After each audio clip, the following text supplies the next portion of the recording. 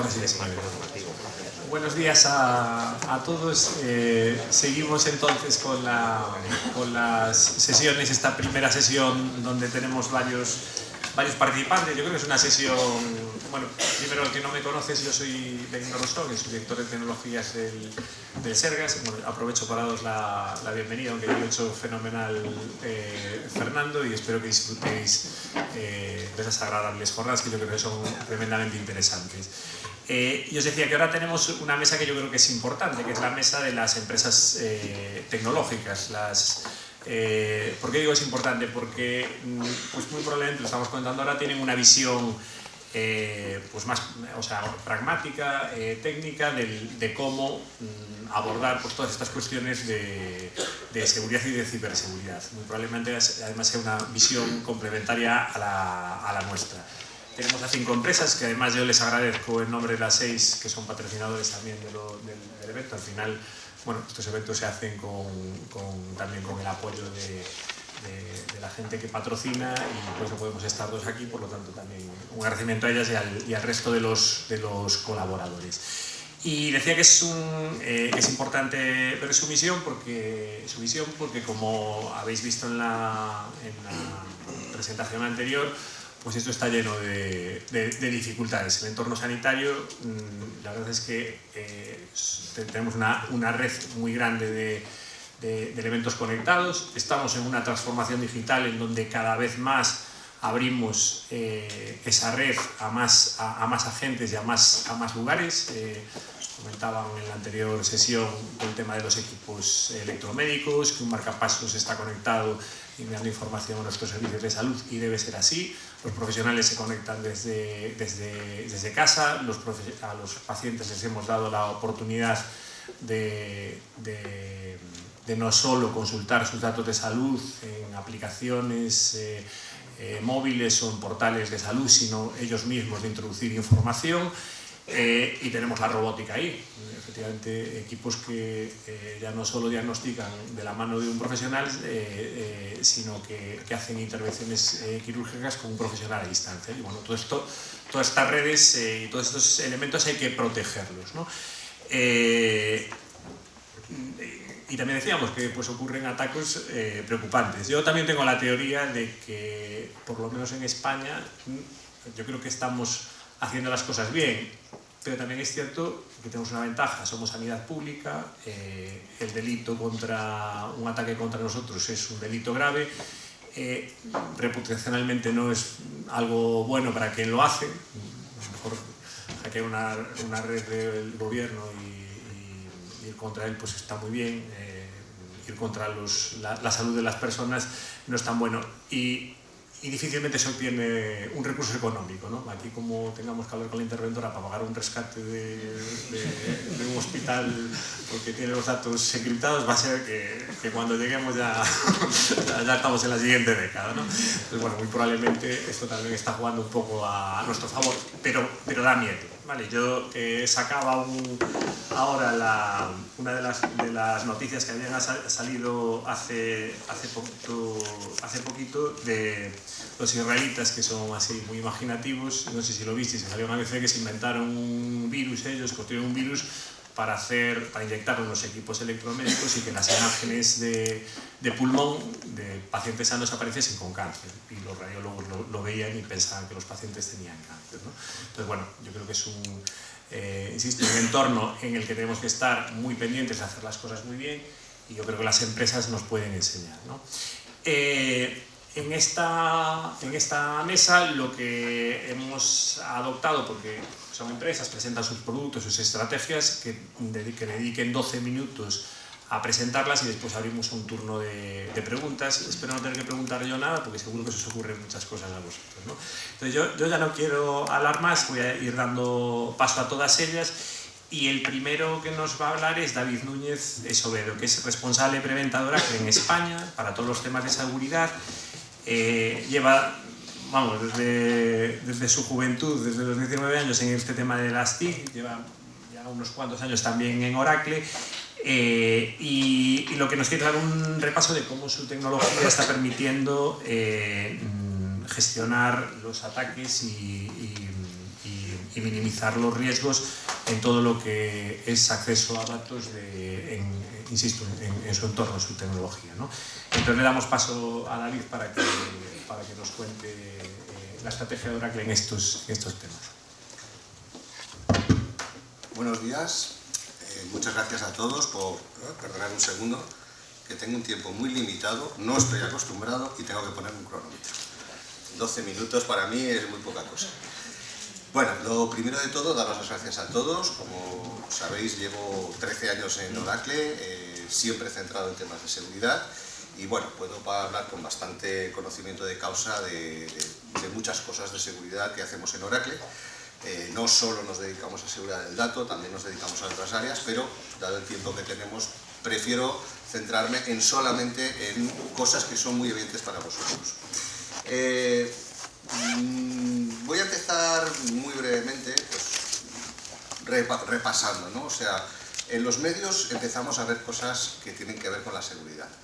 ¿Qué sucede? Que cuando todos hablamos de la seguridad, es un deseo. Muchas veces no sabemos qué es lo que necesitamos para estar seguros.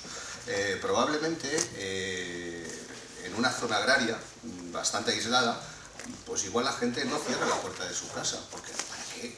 Estoy seguro, aquí no viene nadie, no hay ningún problema. Pero a nadie se le ocurriría hacer eso en su casa, en una ciudad grande como Madrid o Barcelona. Entonces, pues, la seguridad es siempre una sensación.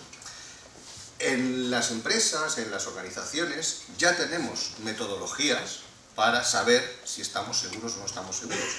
Pero yo creo que compartiréis todos los que estáis aquí, que trabajáis en seguridad, que muchas veces no somos gestores de unos procedimientos para llegar a nuestros objetivos, sino que somos bomberos. Es decir, apagamos fuegos.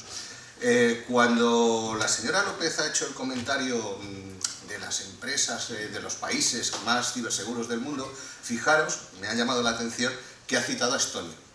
O sea, el primer país que tuvo el peor ciberataque del mundo, resulta que ahora es de los mejores en ciberseguridad del mundo. Ahora, cuando has tenido el fuego, pones los medios. Y muchas veces ese anticipar el fuego, que ya tenemos muchos fuegos por muchos lados, nos cuesta mucho trasladarlo a quien realmente tiene que poner la inversión. También hay que ser eficaces, hay que valorar. Yo siempre hago la broma de que yo no voy a comprar una caja fuerte para guardar un huevo. No tiene sentido, el valor de lo que estoy guardando es muy inferior a la caja fuerte que estoy comprando. Si es un huevo de Fabergé, allá podríamos hablar, porque ya no estamos hablando de un huevo de gallina, ya es otra cosa. O sea, que tenemos de ser muy equilibrados. Entonces, dentro de todas las opciones de seguridad que tenemos en el mercado, que tenemos una amplia colección, incluido yo, de representantes de hombres de la silla. No sé si la señora López decía que era friki, aquí tenéis otro. Sabéis que todos los superhéroes siempre tienen un hombre de la silla, alguien que les proporciona las armas, les hace los planes, porque ellos al fin y al cabo se dedican a dar tortazos, es su objetivo, ¿no? Porque es por lo que nos vamos a ver películas de superhéroes, para ver cosas muy épicas y muy emocionantes, pero siempre hay un hombre de la silla. Aquí tenéis 5 hombres de la silla, 5 personas o 5 empresas que os proporcionan herramientas para poder combatir el cibercrimen y poder combatir los ataques que os llegan. Porque esa es otra. Nosotros somos pequeñas instituciones a nivel local o estatal que nos organizamos para intentar repeler esos ataques que nos llegan, pero es que los ciberataques son a nivel mundial. Estamos desequilibrados, estamos peleando con una gente que organiza con mentalidad mundial, con organizaciones que son más limitadas. Entonces tenemos que apoyarnos en terceros para que nos ayuden, en partners, en fabricantes, para que nos ayuden a heredar su experiencia y realmente poder contraatacar o protegernos, porque aquí no se trata de contraatacar, se trata de protegerse. Contraatacar es cosa de guerras y aquí no entramos en esas historias. Pero bueno, básicamente necesitamos tener la seguridad de que las cosas que estamos haciendo no van a dejar de hacerse. El WannaCry está muy bien, pero cuando hablamos de la Deep Web, que se venden muchas cosas, ojo, la Deep Web no es mala per se. O sea, ese porcentaje 90-10 no hay por qué ser todo malo en la Deep Web. De hecho, la NASA tiene muchos archivos en la Deep Web. Es un uso estándar de unos mecanismos que hay para que no estén disponibles para cualquiera que pueda acceder. Entonces, pues bueno, pues ahí está. Otra cosa es la Dark Web, esa es otra cosa. Estamos hablando de... No hay porcentajes claros, en mi opinión, de qué es Deep Web y qué es Dark Web, etcétera, etcétera, etcétera. O sea, el 90% de Deep Web es correcto, pero realmente cuáles son temas maliciosos o criminales y cuáles son temas, pues simplemente que empresas que no quieren tener cosas expuestas, pues los protejan y los tengan seguritos, ¿vale? Bueno, esto lo puse porque seguramente a muchos os gustará mucho, ¿no? O sea, la prioridad de las empresas el año pasado en una encuesta americana era la seguridad. Si os pregunto a todos los que estáis aquí, que trabajáis en seguridad, es ¿qué presupuesto tuvisteis el año para incrementar vuestra seguridad? O al menos para saber qué seguridad teníais que implementar. Aumentó respecto al año pasado, porque claro, una prioridad clarísima. Seguramente os han dado mucho dinero para poder implementar la seguridad y seguramente me empezaréis a tirar tomates, ¿verdad? O sea, básicamente un poco va por ahí los temas. No tenemos tantos recursos para implementar seguridad y hemos de ser muy cuidadosos de qué medidas implementamos y cómo. Entonces, bueno, nosotros, Oracle, sabéis que somos conocidos por tener una base de datos que probablemente muchos de vosotros tenéis y en la que almacenáis datos. Y probablemente estáis usando aplicaciones que utilizan bases de datos Oracle y tenéis cosas y está ahí como al final de todo, ¿no? Es donde están los datos. Resulta que la información más valiosa de vuestras compañías o de vuestras organizaciones está en sistemas de almacenamiento de datos. Las aplicaciones son los interfaces que permiten ir a esos datos. Luego tenéis hojas Excel, información en documentos Word, otro tipo de cosas, pero la transaccional, la operativa están en bases de datos. Sean Oracle o no sean Oracle, eso, insisto, a mí me gusta hacer sesiones que puedan servir para gente que no tenga productos Oracle, o sea, porque si no os vais a aburrir mucho, ¿no? Si solo hablo de Oracle, pero este esquema que estoy aquí, exponiendo, pues es un esquema que todos conocéis. Hay unas aplicaciones que atacan a unas bases de datos para recoger información. Voy a acabar rompiendo esto. Que hay una serie de personas que se llaman los administradores, que todos los que habéis sufrido una auditoría, seguro que siempre os han dicho, oye, que estos señores tienen mucho acceso a los datos, que tienen una cantidad que pueden verlo todo, etcétera, etcétera, etcétera. Y dices, sí, bueno, es que claro, son los administradores del sistema, etcétera, etcétera. Bien, luego tenemos entornos no productivos. Cogemos información en producción y dices, es que tengo que hacer unas pruebas en entornos de desarrollo y voy a copiar datos y empiezo a copiar y a mover datos a entornos de test, a entornos de desarrollo, se lo doy a diferentes socios de negocio para que me hagan las aplicaciones, se me hagan analíticas, los entornos de Data Warehouse que todos necesitamos para hacer analíticas y para ver las tendencias, porque no nos engañemos. Cuando hablamos de Machine Learning, cuando hablamos de un montón de cosas muy modernas, al fin y al cabo, ¿qué estamos haciendo? Machine Learning es analizar datos con una serie de fórmulas matemáticas para obtener unas proyecciones. Y además todos sabemos que, bueno, perdón, asumo cosas que no debería.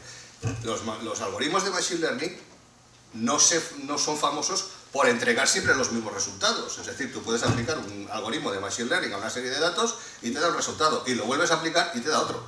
Y dices, no sé hasta qué punto eso me deja tranquilo, pero bueno. Pero al fin y al cabo es analítica. Yo necesito analizar datos para obtener resultados, para ver dónde voy, qué es lo que quiero hacer, a dónde quiero llegar. Y esos datos pueden estar en bases de datos o en sistemas que, bueno, quizá no tengan las medidas de seguridad que implementamos en sistemas de productivos. La pregunta es si deben tenerlos o no. Bueno, voy a... No, ya le voy a decir yo. Vale. Entonces, ¿quiénes nos atacan? Pues bueno, dependiendo del valor de lo que estemos guardando, porque no es lo mismo una entidad financiera que una administración pública o que cualquier otro tipo de organización, pues depende del valor, pues hay ataques directos a los administradores. No es vuestro caso, pero yo conozco entidades financieras que obligan a sus administradores de base de datos a ir al trabajo por caminos distintos cada día, por un tema de seguridad. Es decir, no, pase usted por aquí, pero utilice caminos distintos cada día, para evitar que los puedan vigilar y puedan tener acceso a la información. Luego, obviamente, también podemos atacar a los usuarios. Atacarlos quiere decir, pues oye, la ingeniería social que todos conocemos. Voy aquí, oye, mira, vamos a tomar una copa, oye, que tú tienes acceso a esos datos, tal. Ah, mira, es que sería interesante, tengo curiosidad por saber este dato, tú me lo podrías decir. Estas cosas que son ingeniería social básica, pero que, no nos engañemos, funcionan. y están demostrándose que hay revelaciones de secretos que han partido de simplemente convencer a un pobre usuario de una aplicación de que obtenga unos datos. Y eso a veces es triste, pero bueno, yo recuerdo el fraude del CIO. No sé si lo conocéis, hay un caso famoso en Valencia donde un correo electrónico fue mandado a una persona que tenía poderes para hacer transferencias y era un correo del CIO. Dice, oye, mira, esto es muy secreto, por favor, sé muy discreta, hay que hacer una transferencia a tal sitio para poder pagar, porque vamos a comprar una empresa. Hizo una transferencia de 30 millones a una cuenta de un paraíso fiscal, pues que ya me ha llegado un correo del CIO. Ni CIO ni nada, eso era un ataque directamente a las personas. Luego tenemos las aplicaciones, que por supuesto todos sabemos que tienen, a veces, por necesidades obvias, hay que salir a producción ya, tengo que poner la aplicación en funcionamiento, la necesito para mañana, y los programadores por estar como locos, acabando como sea, y luego pasa lo que pasa. Luego, evidentemente, las propias bases de datos tienen también necesidades de actualizarse y tienen exploits. Básicamente, la librería o la biblioteca de los exploits de los hackers para las bases de datos y cualquier sistema es la web de los parches. Yo me voy a la web de los parches y espero el último parche. Ha salido un parche crítico que protege la base de datos de este tema. Automáticamente, a los 5 minutos, hay ataques sobre ese tema en todas las bases de datos del mundo. ¿Por qué? Bueno, han publicado el exploit. Y la velocidad de las empresas para aplicar los parches no es la misma que los de los atacantes para utilizar esos exploits.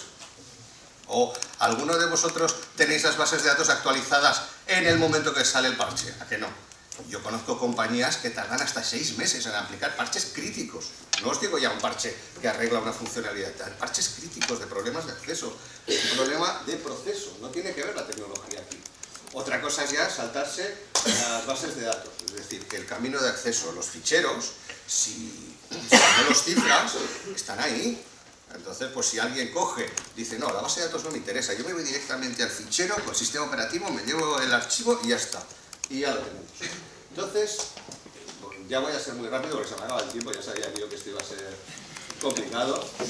Desde Oracle. Oracle, sabéis que tenemos una base de datos, algo conocida en el mercado, tenemos alguna persona nos conoce, tenemos hasta algunos usuarios y todo, de hecho creo que la gran mayoría de empresas españolas. Entonces, tenemos herramientas para deciros si tenéis problemas de seguridad o no. Esto que pone aquí de Security Assessment Tool es una herramienta para analizar vuestra base de datos que se tardan 5 minutos y os da un informe en un HTML precioso que os dice tenéis todos estos agujeros de seguridad. Y eso todos los usuarios de Oracle la pueden coger y la pueden sacar y sacar el análisis de privilegios, buscar campos que son sensibles y que tienen que ser protegidos, y eso te lo da. Además es un producto, no es un producto en sí mismo, es una herramienta, es un proceso que podéis implementar que además no tiene coste para los usuarios de Oracle. Luego viene la parte de monitorización. Como son sistemas automáticos los que atacan, no tengamos ninguna duda, nos están atacando.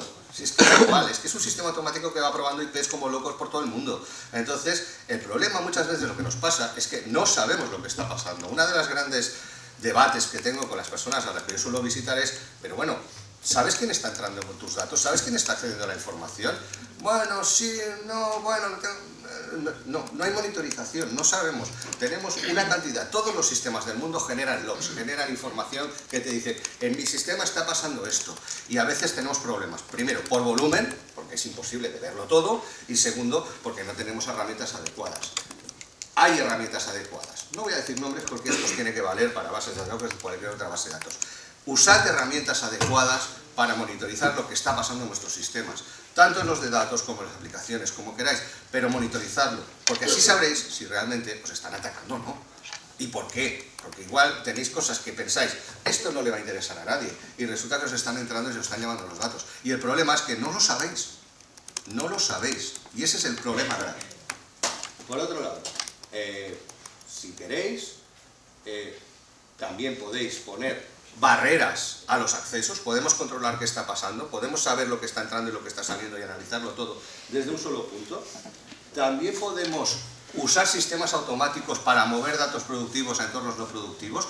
Yo he trabajado con entidades hospitalarias Y de hecho he llegado a hacer este tipo de migraciones de manera automatizada, además 5 o 6, es decir, perdona que me estoy alargando, 5 o 6, es decir, una para los entornos productivos, otra para estudios clínicos que necesito que los datos siempre se enmascaren de la misma manera porque los voy a entregar a un laboratorio, etcétera, etcétera, etcétera. Existen sistemas automáticos para hacer esto. Y esto para vuestra seguridad, porque seguro que todo el mundo cuando pasáis datos a otro sitio hacéis algún tipo de enmascarado, alguna aplicación. Oye, no, cámbiame los DNIs, cámbiame esto, cámbiame lo otro.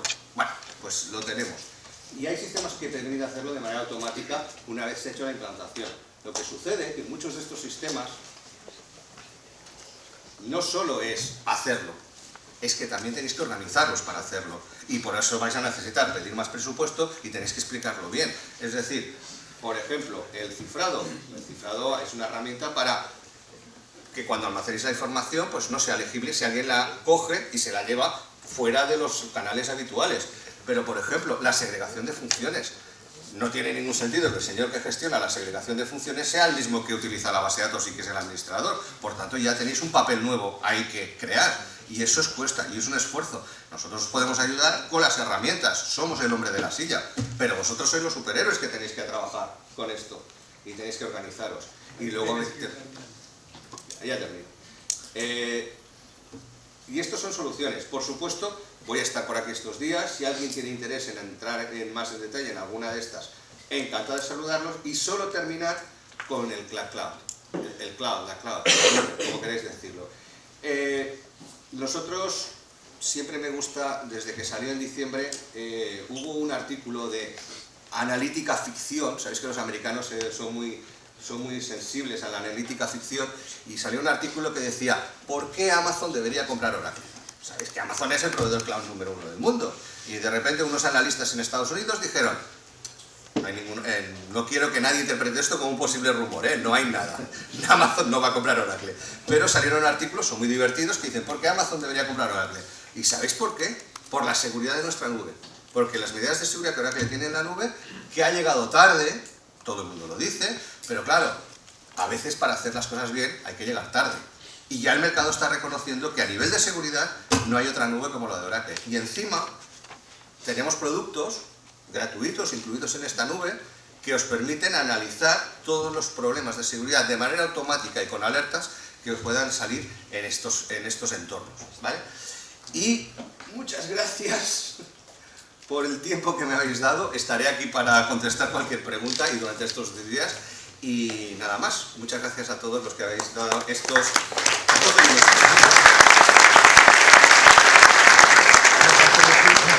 Bueno, ha sido alguno más, pero como los problemas de random le dejo. Gracias, David. Ahora tenemos a Nur de Fortinet. Nur lleva 8 años gestionando los clientes estratégicos en España en proyectos de seguridad desde su empresa.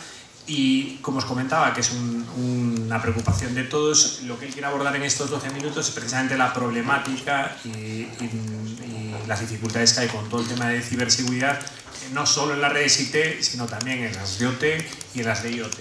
Entonces ya sin más le doy paso para que aproveche el tiempo.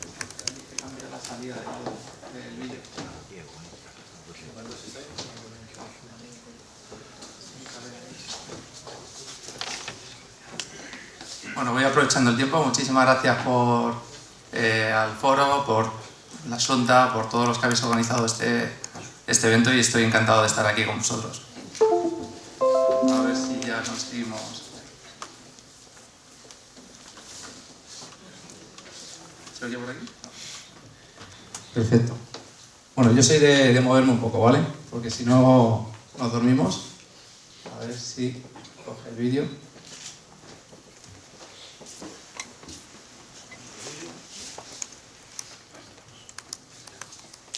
Vale, ahora casi. Ahora sí. Perfecto. Lo dicho, muchas gracias. Mis datos. Una pequeña adivinanza. A ver si alguien adivina, en serio. Lo voy a parar el vídeo, ¿vale?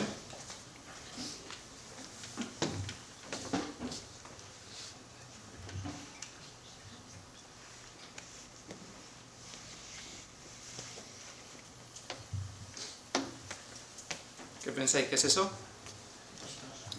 No vale Jesús y María, no podéis responder. Lo habéis visto esta mañana. ¿Tiene pinta de qué? ¿Alguien lo sabe? ¿No?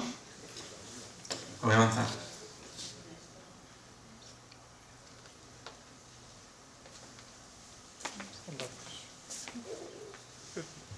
Parecía otra cosa, ¿no? Este es el listado de todos los hospitales que tenemos en España, ¿vale? Esta mañana me he enterado que tenemos casi 1000 hospitales. 925 según el listado de 2019. Una pasada. No con todos, pero con algunas personas con las que yo sí hablo, piensan en esto. Dice, con todos los que hay, ¿tú crees que me va a tocar a mí? Hombre, la verdad que hay más ataques que hospitales. Es más, no es que te vaya a tocar, es que ya te ha tocado, ¿vale? Para este tipo de cosas, siempre que hablamos de seguridad, hay que hablar de probabilidad. Entonces podría gastar los 10 minutos que me quedan en estudiar la probabilidad o irme a la sensatez y pensar qué hay en un hospital, qué cosas hay conectadas.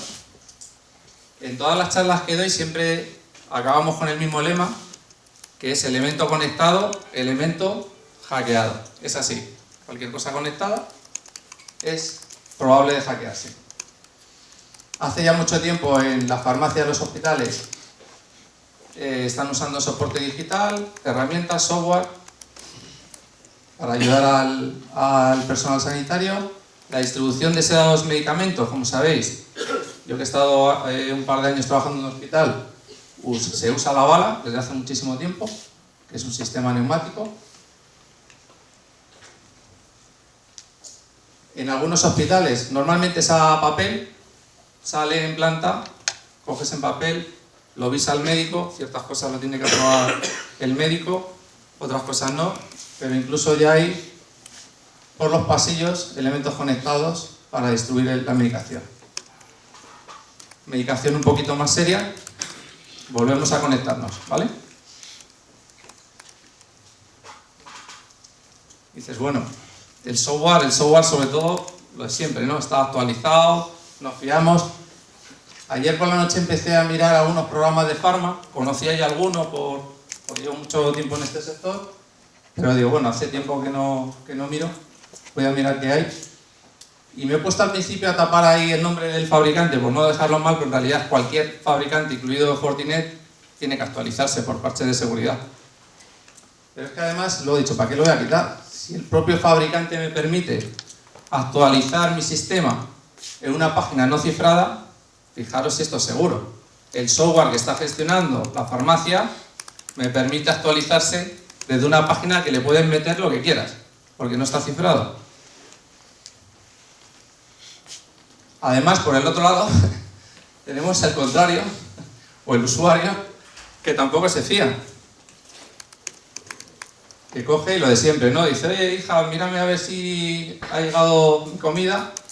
Dice, sí, mamá, tranquila, que viene aquí tu nombre. Pero claro, ¿quién sabe si esa etiqueta es la correcta? Puede ser que como el sistema está conectado, el elemento conectado, el elemento hackeado, que te estén dando la comida que no es.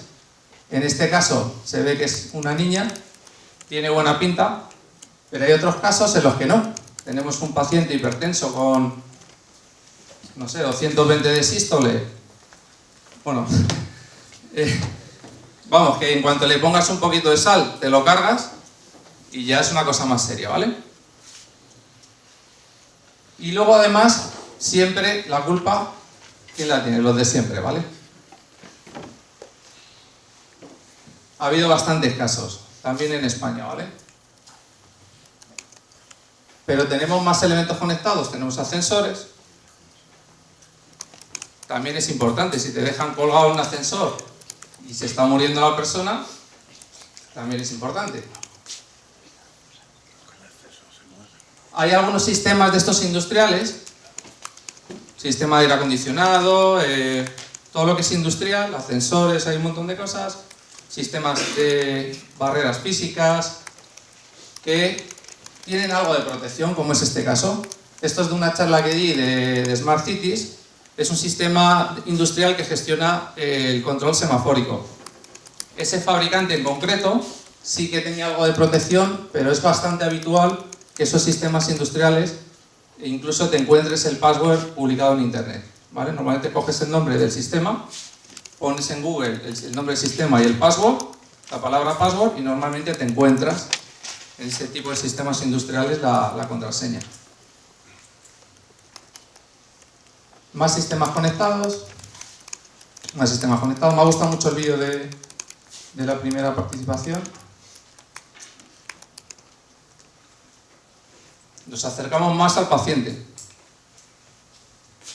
Sistemas de la vieja escuela. Sistemas de hoy en día. ¿Vale? Si a un paciente que le tiene que informar de cómo se encuentra él de salud, esa información no es correcta, ¿qué pasa? Tenemos un problema. ¿Vale? 4 pequeños consejos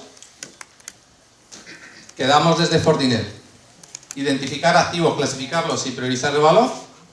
Es decir, muchas veces creemos que sabemos lo que tenemos ahí conectado, pero no del todo.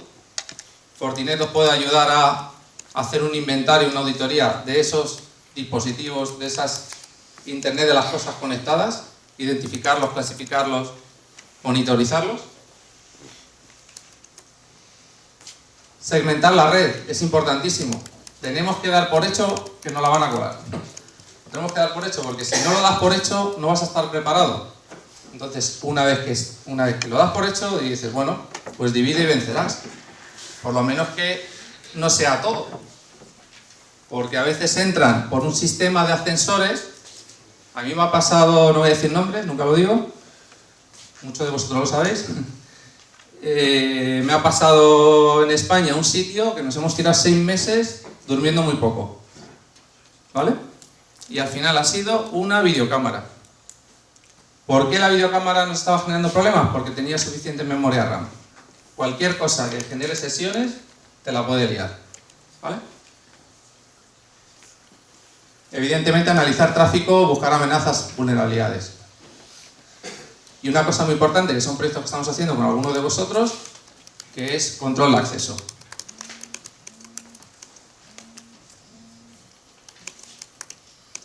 Este año, desde que hemos arrancado el año, hemos aprobado una partida presupuestaria para hospitales, redes hospitalarias, para poder hacer auditorías sin coste para vosotros.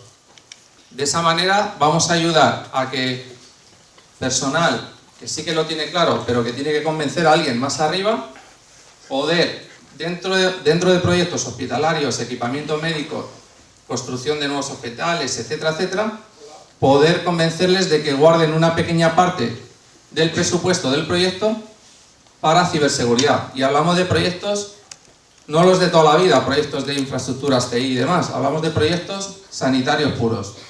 Bien sea videocámaras, bien sea un equipamiento médico, ese tipo de cosas. Aprovechar la oportunidad, tenemos entre 10 y 20 slots. De momento tenemos 10 slots aprobados y dependiendo cómo vaya, pues podremos pedir más, ¿vale? Consiste en llevar equipamiento que no en ningún momento va a parar vuestro servicio, va en paralelo, en port mirroring.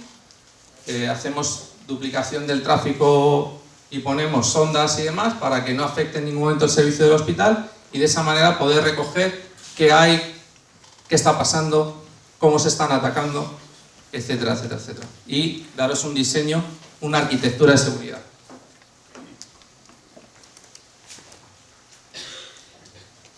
Bueno, aquí que se ve un poquito.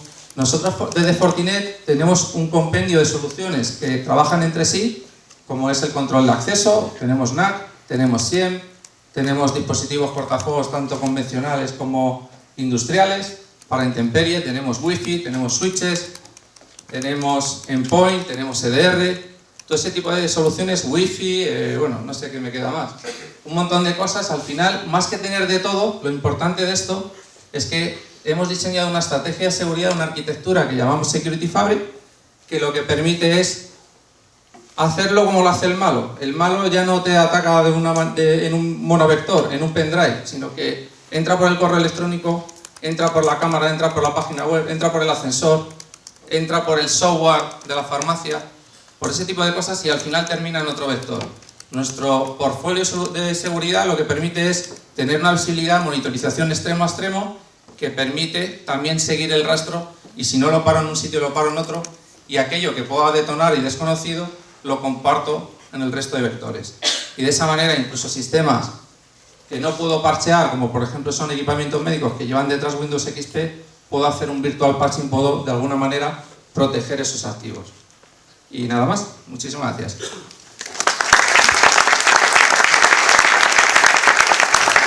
Muchas gracias, Nur. Ahora tiene la palabra José de la Cruz.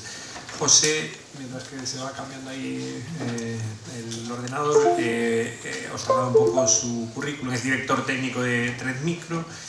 La ponencia es pacientes en riesgos, profilaxis de ciberseguridad, es decir, va a volver a abordar qué medidas se pueden tomar para prevenir estos ataques y paliarlos. Lleva más de 20 años de experiencia en el ámbito de las TIC y de ciberseguridad, es informático de formación, y yo creo que si ya tiene aquí la tecnología dispuesta, vamos a ver. Le dejo los 12 minutillos que tiene. Sí. Me estoy portando bien, que no tengo tarjetas amarillas ni rojas.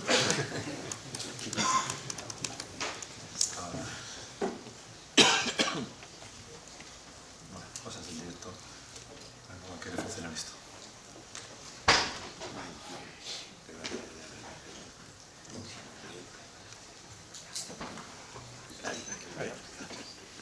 No lo toques.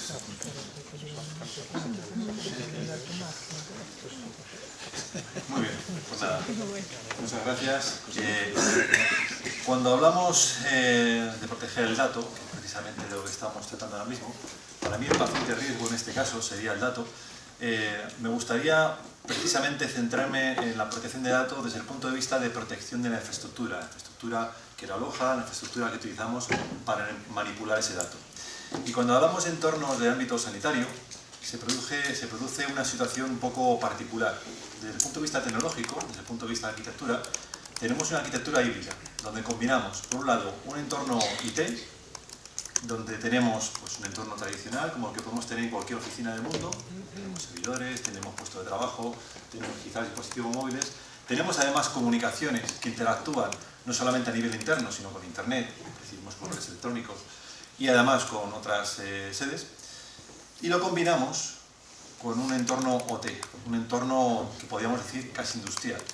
Este entorno OT también utiliza servidores más especializados, utiliza puestos de trabajo también más especializados y, por supuesto, equipamiento especializado. Algunos de los compañeros han hecho mención a distintos productos, y lo que sí que tiene en común es que es un entorno crítico, es un entorno que está lidiando con la salud de nuestros pacientes, que por lo tanto está sujeto a una serie de condiciones, no nos permiten actualizarlo con tanta frecuencia, no nos permiten hacer parada de servicio y, por supuesto, no podemos afectar de ninguna manera al servicio que estamos prestando. Esta sería la arquitectura tipo. ¿Y cómo, o mejor dicho, a qué riesgo nos enfrentamos en este tipo de infraestructuras? Lo primero de todo sería el malware, en todos sus formatos, sabores y colores. Y para ilustrar esto me gustaría dar un ejemplo que está ahora mismo, por desgracia, bastante de moda, que es la campaña de Emotet, Ryuk, TrickBot y compañía. Es una campaña que, utilizando una combinación de distintos malware, troyano y demás, están atacando a las compañías. Y esto funciona de la siguiente manera. Yo, como atacante, ataco a la compañía y utilizo Emotet o utilizo TrickBot para infectarles y para robar información, robar credenciales y meterme dentro. Pero yo no ataco. Yo vendo ese acceso en el mercado negro y lo ofrezco al mejor postor. Y el que lo compra le doy el acceso y utiliza otro ransomware, que en este caso suele ser Ryuk, para cifrar toda la información y pedir un rescate a cambio. Estamos hablando de un negocio totalmente organizado y que desgraciadamente está teniendo mucho impacto. Este tipo de ataques se están produciendo principalmente mediante campañas de phishing, mediante campañas de spam, pero pueden producirse también a través de otro tipo de vectores. El segundo vector, el segundo riesgo al que nos enfrentamos son las vulnerabilidades. Desgraciadamente el software pues, no está hecho a la perfección, tiene bugs y estos bugs están sujetos a tener vulnerabilidades. Vulnerabilidades que pueden utilizar los malos para atacarnos, para robarnos información, para infectarnos y meternos un ransomware o incluso para provocar una denegación de servicio. El problema está en que la solución para estas vulnerabilidades, ya lo ha mencionado antes el compañero de Fortinet, es parchear. Y desgraciadamente parchear no siempre es rápido o ni siquiera factible, porque sobre todo cuando hablamos de entornos OT o entornos más industriales, como puede ser el ámbito sanitario, pues tenemos sistemas legacy que ya ni siquiera el propio fabricante está sacando parches. Otro punto que para mí es algo obligatorio cuando hablamos de ciberseguridad, la visibilidad. La visibilidad es clave. Yo puedo sufrir un ataque y, como ha dicho el compañero, lo voy a sufrir seguro. Y lo más importante no es bloquearlo, porque no siempre lo voy a conseguir, sino es saber cuál es el alcance de ese ataque, qué parte de mi red está afectada y por lo tanto yo puedo abordar ese ataque, puedo aislar esas máquinas, las puedo formatear, puedo hacer lo que sea. Pero eso solamente lo puedo hacer si tengo la visibilidad de lo que está ocurriendo. Y por supuesto, cuando hablamos del dato, tenemos que hablar siempre forzosamente de normativa. Aquí hablo de GDPR, pero puede ser cualquier otra normativa a la cual estemos afectados. Estos son los problemas, los retos. ¿Cuáles serían las soluciones? Bueno, no tenemos mucho tiempo, así que he elegido una única solución y luego voy a desarrollar un poquito más. La solución que a mí particularmente más me interesa hoy en día, porque creo que aporta un valor añadido muy interesante, es el parcheado virtual. Anteriormente hablé de que las vulnerabilidades son un riesgo. Nosotros no podemos parchear por tiempo, por continuidad de servicio o directamente porque no tenemos el parche. Entonces se descubre una vulnerabilidad, voy a poner un ejemplo. Esta vulnerabilidad la descubre el propio fabricante o la puede descubrir un tercero, un atacante o cualquier otra persona. El caso es que el fabricante, cuando está soportado el producto, tiene que sacar el parche correspondiente para proteger a este cliente. El cliente tiene que evaluar que ese parche es compatible, que no tiene ningún tipo de impacto con sus aplicaciones, lo comprueba, y cuando finalmente les dan esa ventana de actualización, porque generalmente hay que reiniciar, aplicamos el parche. El problema está en que quizás se ha transcurrido demasiado tiempo, y pongo como ejemplo algo que todos tenemos latente, del año 2017, WannaCry, que se aprovechaba de una vulnerabilidad de Eternal y que bueno, es un ataque que surgió, quiero recordar, un mes después de que se publicase el parche oficial y así tuvo el impacto que tuvo.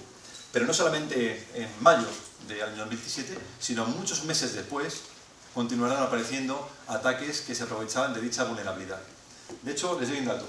Una vulnerabilidad del año 2008, con Ficker, continúa estando en el top 100 de nuestra detección. Por lo tanto, si no somos capaces de parchear a tiempo, no somos capaces de parchear porque no tenemos el parche, a veces ocurre, ¿qué podemos hacer? La solución que planteamos nosotros es el parcheado virtual. El parche virtual es una solución que puede trabajar en nuestro caso en el puesto de trabajo, en los servidores o en el perímetro, en nuestros IPS, protegiéndonos frente a ataques a vulnerabilidades específicas. Es decir, estos productos identifican cuáles son las vulnerabilidades que yo no tengo parcheadas y pongo esas reglas IPS que van a bloquear ese tráfico. Volviendo a WannaCry. WannaCry utilizaba una vulnerabilidad que se explotaba en un protocolo, es el protocolo SMB, que es el que utilizamos para compartir ficheros. Si hay un usuario compartiendo ficheros, es tráfico legítimo, lo dejo pasar. Sin embargo, si hay una máquina infectada con WannaCry, voy a detectar ese payload malicioso y voy a bloquear ese tráfico. De manera que estamos virtualmente parcheados porque no tenemos el parche instalado, pero estamos siendo protegidos frente a esa vulnerabilidad. Por lo tanto, lo que hacemos es reducir el riesgo, porque estos parches virtuales están disponibles de manera inmediata. En el momento que se descubre la vulnerabilidad, sacamos ese parche. Y no solamente cubrimos sistemas operativos soportados, sino que también aquellos que no están soportados, desde Windows 2000 en adelante, desde Red Hat 5 en adelante, desde Ubuntu Linux 10.04 en adelante. Lo mismo ocurre con Debian. Y no nos limitamos a sistemas operativos, sino que también cubrimos bases de datos, servidores web. Por ejemplo, no sé si antes algún compañero lo ha mencionado, el ataque que se produjo contra la compañía Equifax en Estados Unidos, que se tradujo en un robo de información masivo de datos personales, utilizó una vulnerabilidad en Apache Struts, la cual nosotros también cubrimos. ¿De dónde viene esta inteligencia? Viene de nuestro programa que se llama Zero Day Initiative, el cual está destinado a investigar nuevas vulnerabilidades en productos. Pero no solamente lo hacemos con investigación propia, sino que cualquier tercero, cualquier persona que haya encontrado una vulnerabilidad desconocida, nos lo puede ofrecer y nosotros adquirimos los derechos. ¿Con qué objetivo? Primero, notificar al fabricante. Señor Microsoft, por ejemplo, tiene usted una vulnerabilidad que se explota de esta manera, saque este parche. Y segundo lugar, y de manera inmediata, nosotros publicamos el parche virtual para proteger a nuestros clientes. Bien, esta es la arquitectura que mencioné al principio y voy a aplicar lo que acabo de explicar. ¿Cómo protegeríamos esta arquitectura combinada IT-OT? Bien, pues en primer lugar protegeríamos el puesto de trabajo con esta solución para proteger el puesto de trabajo, que nos proporciona, por supuesto, parcheado virtual, nos proporciona anti-malware, nos proporciona control de aplicaciones y la capa de DLP. En segundo lugar, en la capa de servidores tenemos una solución específica que nos ayuda a aplicar parcheado virtual, anti-malware, control de aplicaciones y firewall para intentar mitigar y controlar movimientos laterales. Nuestro IPS perimetral, que como su nombre indica, trabaja a nivel de perímetro y nos permite securizar comunicaciones desde Internet o entre distintas DMZs o distintas redes que pueden estar conectadas. Por ejemplo, aquí, si se nos infectase la red IT, no podríamos infectar a la red OT mediante esa comunicación.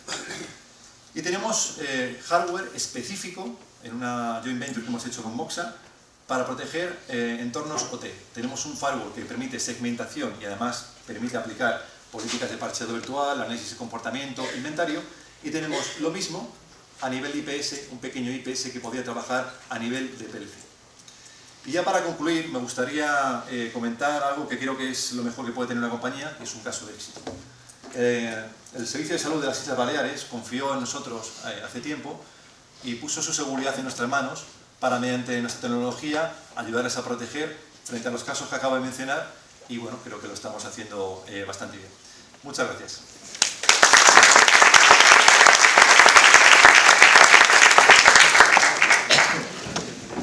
Muchas gracias, José, por tu claridad de exposición y por ajustarte al tiempo.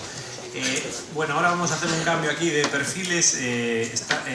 Tenemos ahora con nosotros a Efrén Castaneda, que es asesor jurídico en materia de privacidad en OneTrust. Os decía que es un cambio así de contexto porque es jurista internacional especializado en temas de seguridad. Estudió o cursó una carrera en México, pero después tiene varias referencias internacionales y premios, incluso alguna referencia de Harvard. Él quiere abordar o quiere contarnos cómo abordar una estrategia de respuesta a las incidencias y brechas, pero entiendo que más desde el punto de vista procedimental y de darle transparencia a los reportes de esas incidencias, contactar con las autoridades de protección de datos, buscar sinergias entre los responsables de seguridad y los responsables de privacidad y diseñar una estrategia correcta a la respuesta a estas incidencias, que es muy importante. Este es un factor clave para actuar rápido. Entonces, yo creo que si la tecnología ya está preparada, que parece que sí. Ya puedes comentar. Bueno, pues gracias por la introducción, Benigno. Buenas tardes a todos.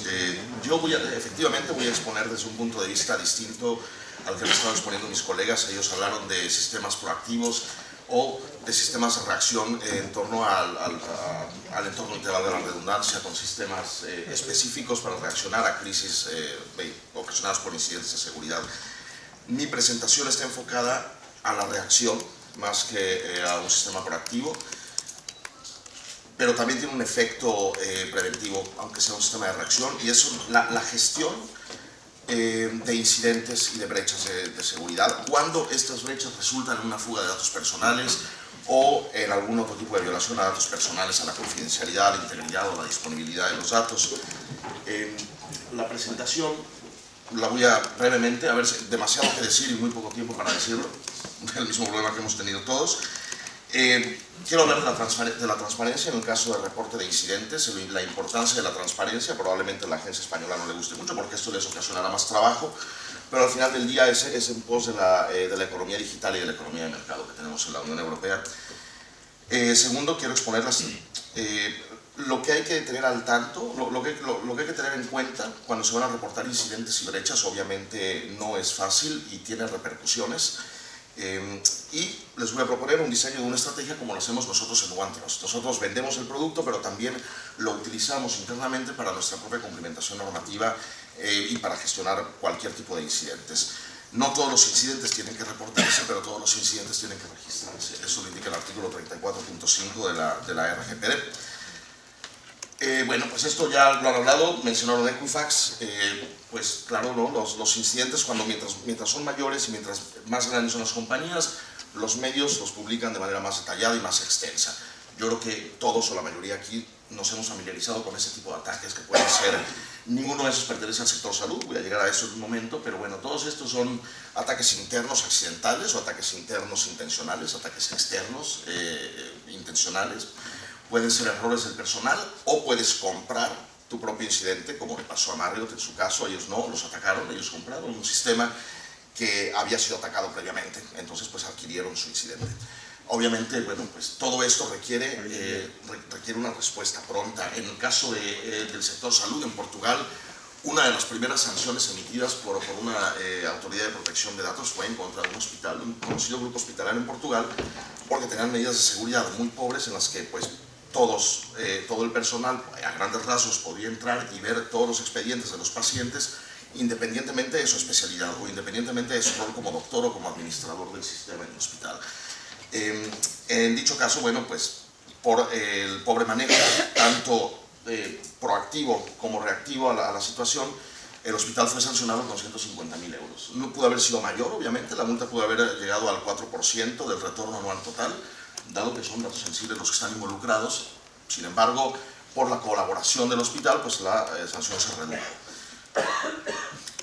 Ahora, hay que estar conscientes que hay que estar preparados, como decían mis compañeros, es que las brechas no son cuestión existencial, son cuestión de tiempo.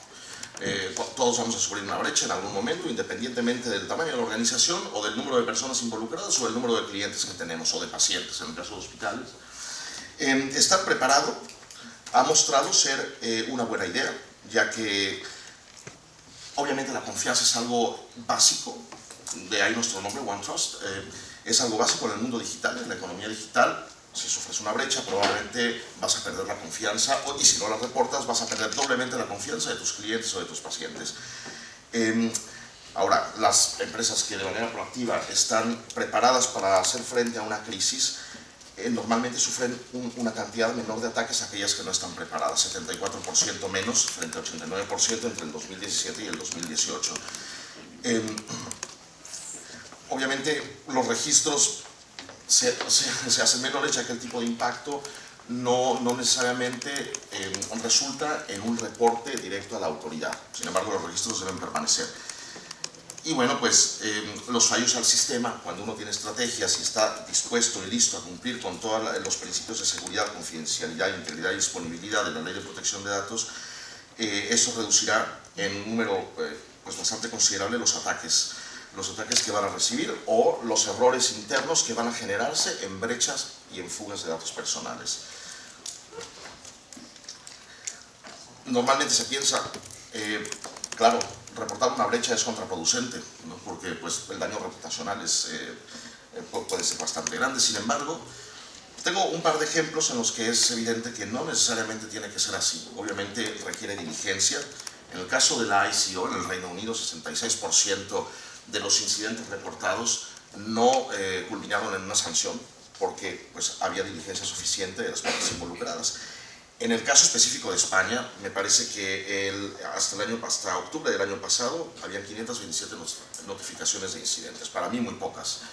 Sin embargo, hay un ejemplo muy bueno del sector salud, un conocido grupo hospitalario también en España, notificó el año pasado, el 25 de julio, la agencia española, un incidente dentro de las 72 horas marcadas por la ley, cooperó con la agencia española, puso en marcha un plan de reacción y puso en marcha un plan de reporte y transparencia. Este reporte no resultó en una sanción pecuniaria, tampoco resultó en una sanción de otro tipo, ya que el hospital mostró diligencia en cuanto a la preparación para hacer frente a esta crisis y la manera de reportar la crisis una vez que se les presentó. Entonces, bueno, esto apoya mi punto de la transparencia en materia de incidentes que resultan en brechas de datos personales. El riesgo, como lo habíamos visto, pues claro, puede ser el daño reputacional. Hay jurisdicciones que publican de manera inmediata cualquier incidente que se reporta, por ejemplo, el Reino Unido, California, es una jurisdicción independiente, con mayor protección a la privacidad que el resto de Estados Unidos y Canadá, reportan de manera inmediata cualquier incidente que nosotros les comunicamos a las autoridades. No estoy seguro cómo funciona en España, no sé si la agencia está por acá, pero a mí me parece interesante preguntarles a ellos qué es lo que hacen. ¿Ustedes reportan? ¿Lo hacen público de manera inmediata o no? La CNIL, por ejemplo, clasifica sus expedientes en aquellos que se volverán públicos y aquellos que no se volverán públicos. Tienen sus propios parámetros. Eso los hace que obviamente no publican de inmediato un incidente que les ha sido reportado. Una vez que se reporta y una vez que el reporte se hace público, el daño reputacional puede ser feroz. Sin embargo, una respuesta inmediata y un reporte adecuado puede generar o restituir la confianza de los usuarios o de los clientes en la organización. Obviamente el daño financiero existe. Si hay daño reputacional, vas a perder clientes o vas a tener retrasos en las ventas porque se ha perdido la confianza. Entonces necesitan más salvaguardas, que les des más garantías de que todo va a estar bien y adecuadamente protegido. ¿Cuáles son los pasos a seguir para prepararnos adecuadamente? A muy grandes rasgos, obviamente el que quiera acercarse a nosotros, a mí, a mi compañero Oliver, podemos discutirlo y discutir otros esquemas que tenemos. El básico es generar una táctica, lo que nosotros llamamos un playbook. El primer paso en este playbook es enterarnos que normalmente hay dos equipos, uno de privacidad y protección de datos y el equipo de seguridad. Perdón, me quedan 4 minutos. Ambos equipos normalmente son equipos distintos, puede ser que recaigan en la función del equipo IT o el equipo de seguridad. Cuando son equipos distintos hay que saber identificar las diferencias entre uno y otro. Cuando el incidente es un incidente de seguridad y cuando se vuelve un incidente de privacidad, una brecha de datos personales. Por ejemplo, Cambridge Analytica. Recordarán, eso no fue un incidente de seguridad, eso fue una brecha intencional interna. Una vez que tenemos esto, podemos gestionar ambos equipos y hacer un solo equipo de respuesta de crisis que se va a encargar de la gestión burocrática, si queremos llamarlo así, no de la cuestión tecnológica que han marcado mis compañeros. La definición de brecha, bueno, pues la ley la marca de manera muy vaga, el artículo 411 de la RGPD, lo marca como cualquier violación intencional o accidental que resulta en la falta de disponibilidad, confidencialidad, etcétera, integridad de los datos personales.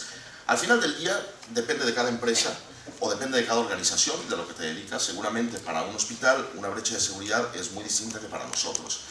Nosotros lo vemos de una manera más corporativa, ellos lo verán, pues la seguridad es una cuestión de derechos humanos también. Al final del día, cuando hay datos personales involucrados y los datos son sensibles, estamos invadiendo una esfera de derechos fundamentales de los individuos. Depende de lo que te dedicas, lo que tienes que hacer. Cada jurisdicción en la que tienes presencia tendrá de alguna manera ciertos requisitos o ciertas interpretaciones un poco distintas en las categorías de datos que manejas. Un hospital, una industria que se encarga de farmacovigilancia o de estudios clínicos, obviamente, manejan categorías sensibles de datos, más de las que nosotros manejamos. Las obligaciones contractuales que tenemos con nuestros proveedores, por ejemplo, para mantenerlos a raya, y las políticas de la empresa que deben estar siempre visibles. Antes de pasar a escribir el playbook y seccionar los equipos y entender cuáles son las responsabilidades del encargado y cuáles son las responsabilidades del responsable, hay que enfocar nuestros niveles en función de la gravedad, del riesgo y del impacto y de la probabilidad de que se presente, como ya lo mencionaban. Había una probabilidad. Podría dar una presentación entera de la matriz que utilizamos nosotros, no da tiempo, desafortunadamente, en el que siempre tienes que hacer una medida de acuerdo al tipo de datos que manejas, el riesgo de que se produzca, de que se vuelva real y contra el impacto. No es lo mismo que te falte un elemento en la política de seguridad a que te falten pasos tan básicos como tener passwords que no sean fáciles de adivinar, por ejemplo, que no sea tu nombre. Una vez que tienes esto, hay que crear los equipos y el equipo de privacidad se une con el equipo de seguridad para crear el equipo de respuesta a crisis, por ejemplo.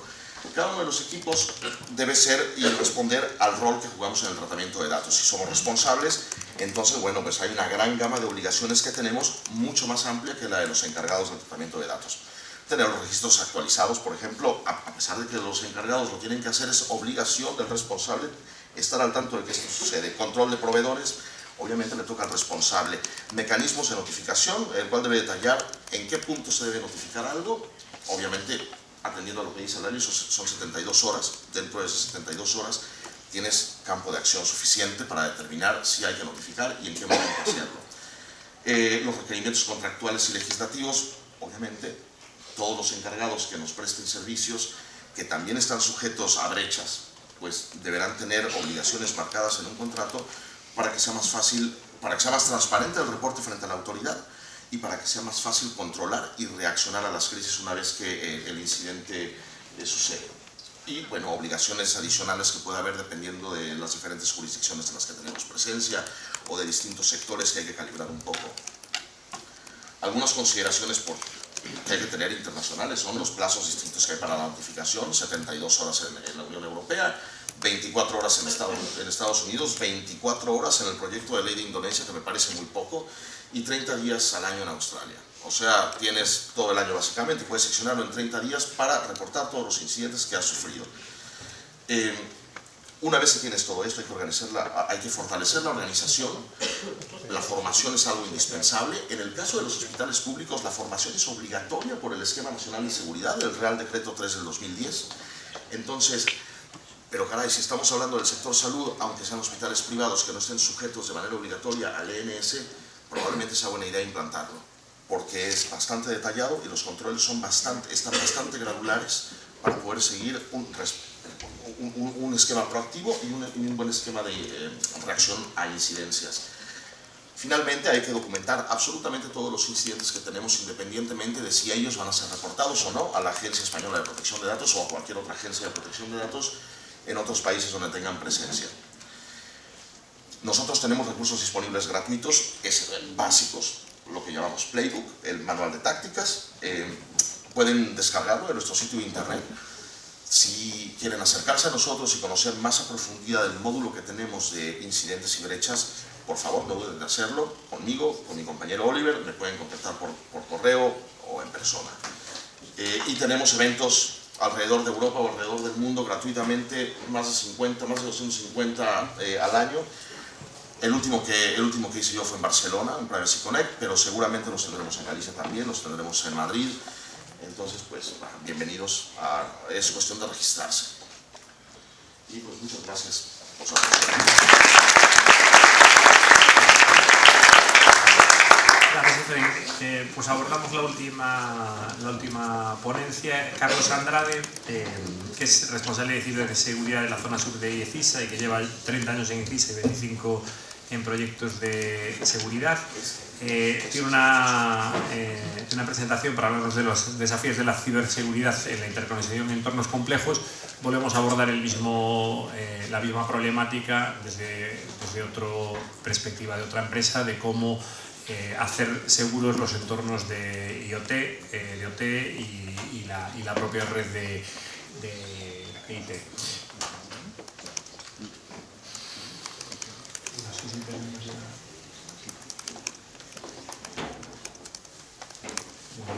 Pues vamos a ello entonces.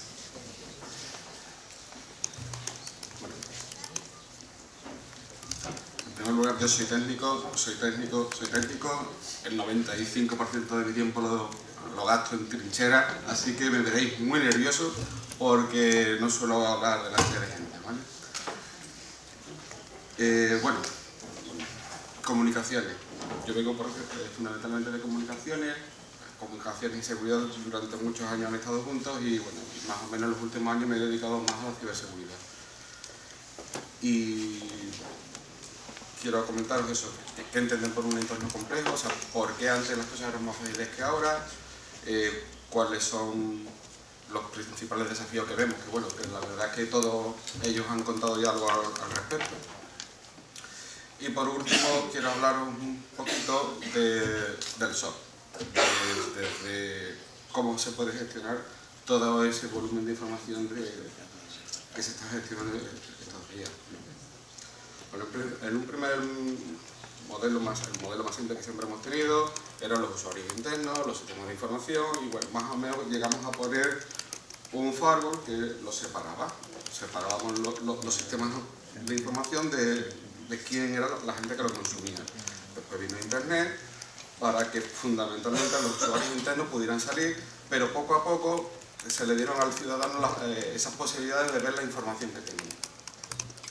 Vale, pues este es un modelo que escala, pues, linealmente, o sea, cuanto más hospitales tenemos, pues más más servicios, más necesidad de seguridad perimetral tenemos, y siempre todo de forma muy aislada. Digamos que cada uno de los centros es responsable de su propia seguridad. Y a todo esto pues también le metemos OT, todas esas tecnologías que siempre hemos tenido por ahí, la parte de domótica que siempre ha estado presente, la parte de utilities donde empezamos a controlar el agua, donde empezamos a controlar las temperaturas, en fin, todo lo que conocemos. Y luego toda la electromedicina, de eso sabéis todos mucho más que yo, pero es un problema que tenemos que seguir gestionando. Entonces, una primera solución a todo ese entorno simple, de que cada uno se lo guisaba y se lo comía por su cuenta, fue la creación de unos nodos de acceso más o menos únicos, es decir, todos los hospitales de cierta zona se gestionaban y salían a internet por un único sitio. Ahí lo teníamos, ¿no? Esos usuarios internos, en general todos esos usuarios, pues se conectan a ese nodo de seguridad interior que siempre hemos tenido, pero ya creamos una segunda capa de perimetral, algo que ya era más especializado en controlar qué entraba y qué salía, ¿vale? Pues, y también tenemos al ciudadano, como siempre. Ese ciudadano va a querer ver su sistema de información, esos usuarios internos van a querer seguir navegando, pero a medida que Internet llegó a nuestras vidas, que también llegaron la gente, los usuarios que teníamos fuera que se querían conectar desde sus casas o desde otros lugares de trabajo. Para eso empezaron a usarse las VPN de tipo SSL. Hay muchos tipos, pero bueno, esta era la que más está llegando poco a poco a los usuarios finales.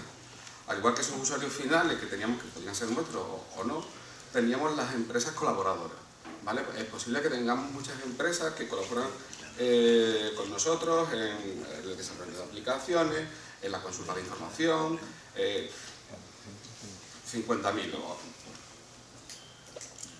Luego nos han llegado los usuarios en movilidad, es decir, usuarios que con su móvil y con el operador correcto no necesitan ni siquiera montar un túnel VPN contra nuestra infraestructura, sino que por ser parte de un proyecto, desde su móvil con su tarifa de datos puede entrar transparentemente, ¿vale? Para eso tendremos las autenticaciones de tipo radio, con el número del teléfono, que viene a juego en la SIM, etc. También tenemos la conexión esta con las redes corporativas, es decir, un hospital necesita información de todos los demás hospitales o al menos de los servicios centrales. Todo eso tiene que seguir gestionándose y se realiza a través de nodos de seguridad. Y además, pues, al igual que esta red corporativa más o menos interna es necesaria, también es necesario seguir colaborando con otras redes corporativas del Estado, como podría ser la red SARA. Uno de los servicios que hay dentro de red SARA es el registro de últimas voluntades. Todos necesitamos, bueno, todos los centros necesitan acceder a ese registro de últimas voluntades. También Regiri, pero Regiri es como una red universitaria, como una red de conocimiento donde se pueden intercambiar líneas de conexión. Todo eso normalmente no entra como Internet como tal, sino con líneas más específicas porque se le podrían dar derechos más específicos. Y a todo esto, la nube. Y empezaron a complicarse más las cosas. Empezamos a subir servicios a la nube en el que hay desde bases de datos de desarrollo de prueba, entornos de prueba, más cosas de prueba, y no solo de prueba, también de producción. Hay muchas cosas que han subido a la nube de forma natural. Pero muchas cosas de las que suben, la verdad es que nadie se ha preocupado de protegerlas en la medida que protege los sistemas internos. Es decir, deberíamos tener también firewalls en la nube. No solamente la seguridad implícita que te pueda dar la propia aplicación. Y además, habrá que conectarlo con toda la domótica, con todas las utilities, con toda la electromedicina. ¿Por qué? Porque posiblemente la empresa de gestión de cualquiera de esos dispositivos quiera hacerlo a través de Internet. Siempre, originalmente, se han hecho en muchos casos con líneas ADSL en aquel momento, que se conectaban localmente y prestaban el servicio de esa forma. Pero ya cada vez más se hace a través de túneles, ¿vale? pues toda esa terminación de túneles, toda esa infraestructura se está llevando poco a poco a prestarse de un sitio único y común, que sería ese nodo de seguridad exterior, ¿no? ¿Cuál es el desafío que podemos plantear de lo que hemos visto? ¿Cómo modelamos esa seguridad perimetral que inicialmente teníamos, en que se pensaba directamente a todo este mundo de OT? Lo tenemos que convertir en esta seguridad exterior, tanto la que estamos prestando a nivel IT como a todos los de OT. Ese es el desafío. Y aquí, pues bueno, hay tres aspectos básicos que hay que tocar. Lo que sería la red, los puestos y las personas. Todos y cada uno de vosotros habéis hablado ya de este tema. Alguien, no recuerdo quién, lo tenía ahí anotado, hablaba del NAC, del sistema de NAC, que tú, NUR, y sí, hay que montarlo, o sea, hay que darle a esos dispositivos finales que tenemos, a esos endpoints, hay que darle unas funcionalidades que de por sí no tienen, ¿vale? Para eso tendremos que seguir trabajando con las tecnologías que ya tenemos, los puntos wifi, los switches, las VLAN, o sea, tendremos que crear con toda esa tecnología que ya mucha de la gente de IT tiene que potenciarla y demás. Firewalls, IPS, WAF, o sea, todo lo que tenemos hay que aplicarlo a ese entorno.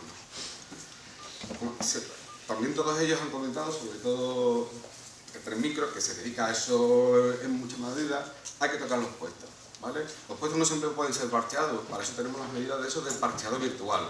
Se puede hacer de muchas formas, ¿vale? Desde, como él ha indicado, se puede hacer desde dentro del equipo si nos dejan tocarlo, o desde fuera, en el firewall. El firewall tiene capacidades de detección de aplicaciones, con lo cual se publica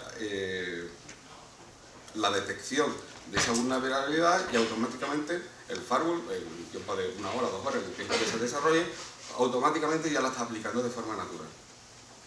Otro de los requisitos podría ser que esos endpoints, como decía Tres Micro, esos endpoints tienen que ser más inteligentes. Es decir, en el momento en que podamos ponerlo, ya no solo nos vale que la detección de los virus, por decirlo de alguna forma, se haga con las firmas tradicionales. Ya deben implementar mecanismos de Machine Learning, de IPS, de todo eso que siempre aplicamos a los grandes sistemas. Pero si realmente pudiésemos tener eso en cada uno de los nodos de nuestra red, todo sería mucho mejor, porque se detectaría tan pronto se produce la incidencia, ¿vale? Alguien también comentaba, pero bueno, lo siento, que hablábamos de la microsegmentación. Es decir, ya que no vamos a poder parchear los equipos de forma, o cada vez que nosotros queramos, microsegmentémoslo, aislémoslo todo lo máximo posible. Digamos que la visión del mundo de cada uno de esos equipos solamente sea el firewall. Es decir, no puedo ver a mi siguiente vecino, no puedo ver a mi servidor de forma directa. Siempre toda la comunicación pues va a pasar a nivel del firewall. Es decir, prácticamente, nos cargamos los dominios de broadcast. Hacemos todas las conversaciones únicas. Pero bueno, eso. Y por último también tenemos que tocar las personas. Yo no sé cómo voy de tiempo, pero bueno. Porque me lo traje para poner en marcha el cronómetro y al final ni lo he puesto.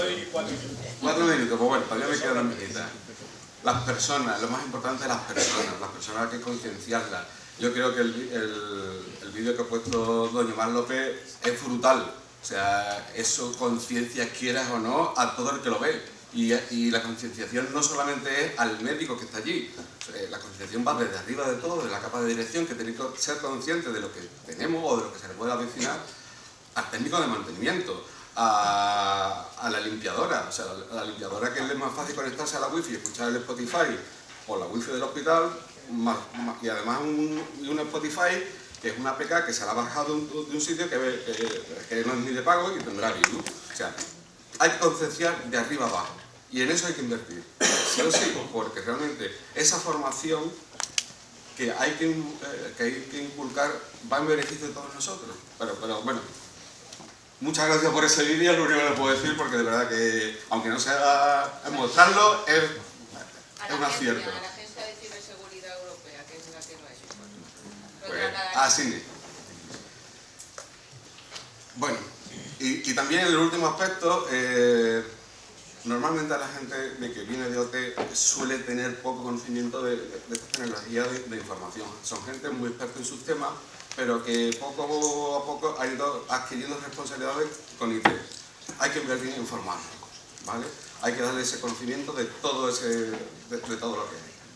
Bueno, como línea fundamental abajo aparece eso del reporting centralizado, y es lo que realmente me gustaría contar, que cada uno de esos aspectos, la red tiene que generar eventos, los puestos de trabajo tienen que generar eventos, las personas generan ciertos eventos, como podría ser la caducidad de sus contraseñas, que bueno, habría que estar pendiente de todo eso.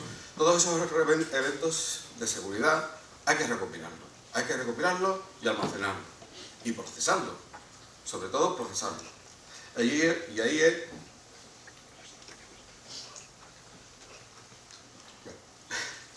Me parece que desde los 4 minutos me tendría que correr bastante más.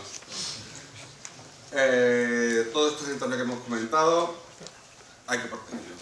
Firewall la primera solución, pero no solo son firewall, hay muchos más sistemas. Hay que montar los IPS, hay que montar los servidores de DNS, hay que securizar los servidores de DNS, hay que securizarlo todos los servidores de radio, servidores de base de datos. Hay muchos elementos intermedios en el que tenemos que trabajar para segurizar la red. No solamente es parar que no entre, sino que una vez que están dentro, intentar pararlo. O sea, ver a dónde han llegado. Que sigo corriendo, lo mismo. Hay que aislar cada uno de los dispositivos. La domótica tiene que estar aislada de las utilities tienen que estar de la de la oficina, todo tiene que estar independizado. ¿Vale? Y los desafíos, todavía voy por los desafíos. Bueno, lo han dicho. Ransom, fuga de datos, malware, denegaciones de servicio, phishing, magnífico el ejemplo de phishing que pusiste, porque es muy claro de por dónde se puede llegar a eso. De hecho, criptominería ya un poco más en desuso, pero sigue estando ahí. Objetivo, la nube, pero no solamente la nube, ya los dispositivos móviles. Todo el mundo lo tenemos, todo el mundo llevamos un portador de ataques en la mano. Hay que seguir invirtiendo. Las APK, aunque sean de pago, pueden estar infectadas. Me parece que se publican al día unas 10.000 aplicaciones en el Google Play y se retiran pues cada 6 meses unas 100.000. O sea, aunque estén en Google, no son absolutamente seguras, ¿vale? Eso hay que tenerlo en cuenta.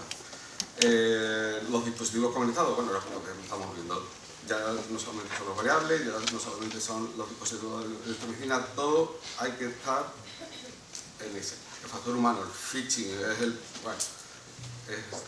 una de las principales fuentes de robo de información. Hay que seguir trabajando mucho, concienciando. Los retos. Bueno, ese gran reto es lo intentaba comentar antes. Todos los dispositivos generan eventos. Hay que almacenarlo, hay que analizarlo, hay que correlarlo, hay que verlo en la totalidad de lo que es la información. No solamente tenemos que ver el log de un firewall como un IP que hace una acción en concreta, sino que hay que ver por qué se produce una denegación de servicios justo antes de que haya un intento de ataque para acceder a una base de datos. Bueno, es para camuflar, pero eso es uno de los muchos ejemplos. Los bienes negros. ¿Dónde estábamos todos el día del WannaCry? ¿Dónde estábamos el día de Prisa? ¿Dónde estábamos el día de Devery? Fueron viernes. O sea, todos esos fueron viernes. ¿Por qué los viernes? Porque se suele relajar más. El SOC no tiene horario, es un servicio 24/7 que trabaja todos los días. ¿Vale? ¿Por qué? Porque normalmente los fines de semana van a ser los peores. Los Black Friday. ¿Vale? Los viernes. El caso de phishing, bueno, yo tenía el mío preparado, muy a cuento. Coronavirus, pues hay mucho mensaje ahora de información, de desinformación del coronavirus. El CERS publica uno que, bueno, que ahí tenemos nuevamente el Emotet dando ruido, haciendo eso. Y es información del CNCER, que debería ser de obligada lectura todas las mañanas, por si hay algo. Phishing, nuevamente, hay que tener mucho cuidado con lo que se lee, hay que leerlo entero. Nadie nos va a regalar nada gratis y nada. Todo, cada vez que quiera alguien regalarte, seguro que hay algo más detrás.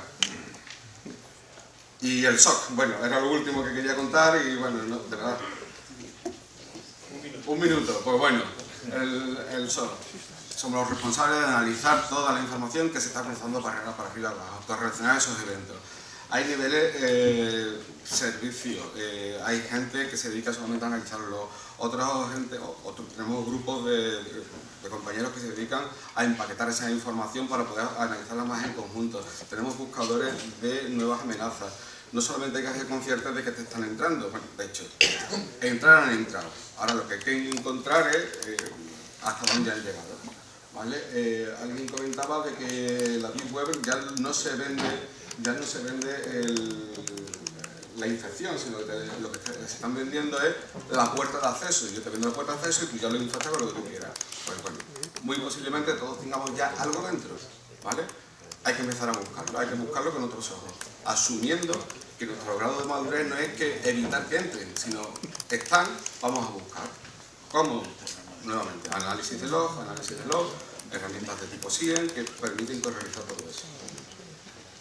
Y ya está, no sé, ya creo que he contado mucho. Y además,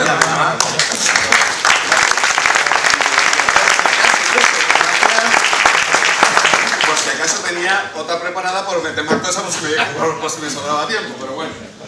No, Carlos, lo has hecho fantástico. El único problema es que ahora tu jefe te va a fichar para que hagas más. Entonces, esto es lo malo de hacer las cosas bien. Muy bien. Yo os voy a pasar el turno de preguntas, porque aunque vamos retrasados, que sepáis que no hemos sido nosotros, que se han portado bien, que llevamos ya retraso.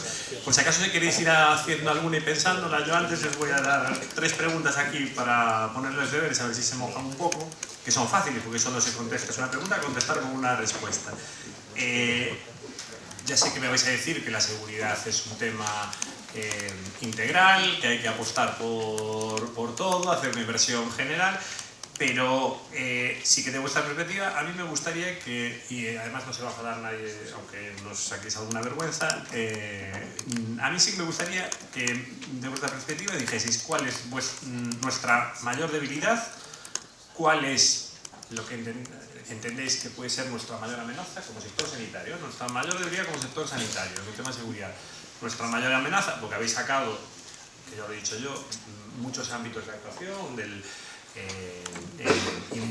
y muchos puntos de fallo, y si tuviésemos que empezar a priorizar, por lo tanto, ¿cuál sería la primera medida urgente que se debería tomar? Aunque entiendo que todas las organizaciones ya la hemos tomado y no nos vais a contar nada nuevo, pero sí que me gustaría que, mientras que doy el turno de preguntas a la gente, pensaseis en eso, la mayor debilidad, nuestra mayor amenaza y cuál sería vuestra recomendación. Así, pues yo creo que nos podemos ir todos con algo, no sé si aprendido, pero por lo menos con la mosca detrás de la oreja. Y mientras doy la entrada al público, por si alguien quiere hacer alguna pregunta.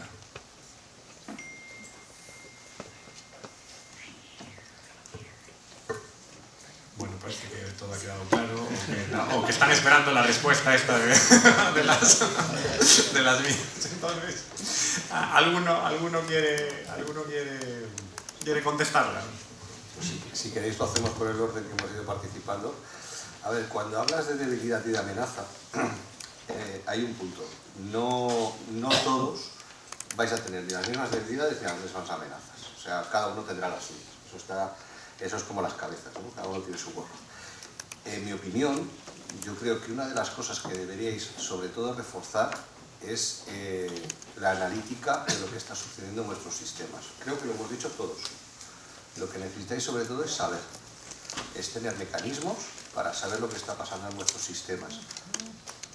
Parto de la base de que ya sabéis el valor de vuestros sistemas, es decir, que ya tendréis vuestro inventario de activos, y parto de la base de que ya sabéis, veo alguna sonrisa, cuánto valen y qué valor tiene para vuestras organizaciones todos los activos digitales que estáis utilizando.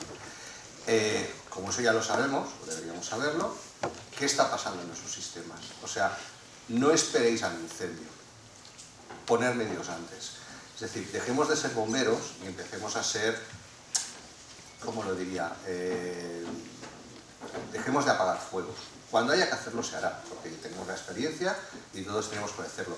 Pero empecemos a saber lo que nos está pasando, saber cómo nos están atacando, conocer el mundo, conocer lo que está pasando. O sea, no solo vale con saber lo que debe pasar, tengo que saber lo que está pasando en el mundo, saber cuáles son las amenazas, los ataques, etcétera, para correlacionarlo con lo que me está pasando a mí y a partir de ahí empecemos a aplicar medidas preventivas. Es decir, yo, desde mi punto de vista, que son los datos, el que limitar el acceso a los datos exclusivamente a las personas que deban utilizarlos por los canales adecuados, evitando explotación de aplicaciones, robos de identidad y sobre todo monitorizar comportamientos anómalos, es decir, si una persona utiliza una cosa de una determinada manera y de repente lo empieza a utilizar de otra, hay un comportamiento anómalo. Por tanto, en mi opinión, en este momento, por lo que tengo detectado, por supuesto no puedo hablar por todos vosotros, en los sitios donde he realizado assessments de seguridad siempre me pasa lo mismo. Hay una carencia bastante grande de monitorización y de conocimiento de lo que está pasando en los sistemas. Y eso es una amenaza porque si no sé lo que pasa, no puedo reaccionar. Perfecto, muy clarito. Bueno, voy a ir un poco más rápido porque yo creo que la pregunta más importante de la hora es a qué hora nos vamos a comer, ¿no? Entonces, a ver, 2 consejos muy rápidos, ¿vale? Lo primero, como consejo yo diría que dejemos de quejarnos todos por no tener presupuesto y nosotros los que vendemos por no hacer la cuota y que pensemos en empezar a hablar de ciberseguridad en proyecto puro hospitalario, donde sí que hay mucho más presupuesto y la persona que invierte en ese activo, en ese servicio, también quiere que ese servicio siga activo, ¿vale? Entonces, os puede ayudar, nosotros desde Fortinet os podemos ayudar a hacer esa auditoría, visibilidad, monitorización y entregar un informe entendible para ese tipo de proyectos, ¿vale? Y segunda recomendación, que es algo muy evidente, pero que sí que en algunos clientes todavía nos está costando un poco, que es el sistema, cuando hablas de seguridad, nunca puedes atacar todo, o sea, nunca puedes proteger todo, porque no tienes capacidad, no tienes tiempo. Entonces hay que fijarse sobre todo en lo que es más probable. Igual que en el mundo sanitario, es mucho más sencillo ayudar a un paciente cuanto antes venga a nosotros. Entonces, en el mercado de la ciberseguridad es exactamente lo mismo. La mayor probabilidad de vector entrante de un ataque sofisticado es el correo electrónico. Todavía hay algunos clientes que tienen un magnífico servicio de protección de correo electrónico, pero lo tiene totalmente desconectado del resto de barreras. Nosotros desde Fortinet tenemos un sistema que, como decía antes, habla entre sí, al igual que está hablando el mal. Él nunca te meten el virus en el mail, sino que ataca a la URL al servidor, etcétera, etcétera. Desde ese punto, y dentro de ese segundo consejo también me fijaría mucho, no en lo que tenemos dentro, sino también lo que publicamos. Hay muchísimas aplicaciones, tanto intranet como internet, que tienen un montón de vulnerabilidades donde un atacante puede acceder sin tener que atacaros en un sistema interno y que a través de esa aplicación web van a conectar a vuestros activos, historial del paciente, etcétera, etcétera, etcétera. Citas médicas, servicios bastante importantes. Ahí recomendaría mucho hacer, si no lo tenéis, hacer una auditoría de Web Application Firewall. Nada más, muchas gracias. Muy bien, pues por mi parte, en 2 palabras, visibilidad y control. Visibilidad, pues implementando herramientas que nos permitan disponer de esa visibilidad de lo que está ocurriendo en nuestro entorno. Nosotros, simplemente por dar 2 pinceladas, tenemos herramientas que le permiten hacer una evaluación gratuita de seguridad desde el punto de vista de correo electrónico, o les permitimos hacer una auditoría mediante unos equipos de red, también gratuita, de cuál es la situación de seguridad de su entorno. Y el segundo punto al que hago referencia es el control. Yo antes hice hincapié en las vulnerabilidades y creo que encaja a la perfección como un guante en este ámbito en el que nos encontramos. La mayoría de los equipos de control que gestionan equipamiento sanitario o industrial, llamémoslo X, utilizan sistemas operativos legacy. Y cuando hablamos de legacy ya no hablamos de Windows XP, hablamos ya de Windows 7, hablamos de Windows 2008, es decir, cada vez tenemos más sistemas desactualizados y los atacantes se van a aprovechar de esas vulnerabilidades que no estamos parcheando.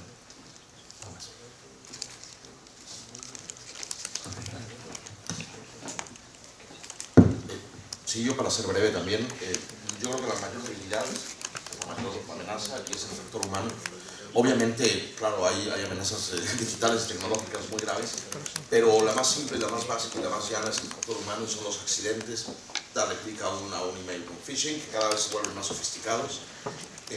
La falta de formación, la falta de sensibilidad de la gente con respecto a cómo prevenir y cómo reaccionar. Entonces el consejo mío sería tener estrategias muy claras para la prevención y muy claras para la reacción, con formación constante del personal encargado o del personal que tiene acceso o de alguna manera interactúa con datos sensibles en el hospitalario, por ejemplo, o con la seguridad de los sistemas.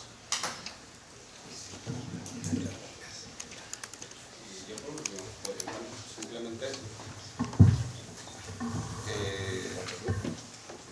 desde el punto de vista de SOC, yo trabajo en un SOC, pues que podemos ayudaros con todo eso. O sea, realmente ese periodo de formación en el que tenéis que tener para adaptaros a los nuevos retos de seguridad, podéis contar con gente de fuera. No solamente os tenéis que comer marrón con lo que tenéis o con la gente que tenéis, sino que los SOC están para eso, para analizarlos, para usarlos, para detectar, para trabajar ese 24/7, para tener formación continua de la gente que está allí, para trasladar sus experiencias.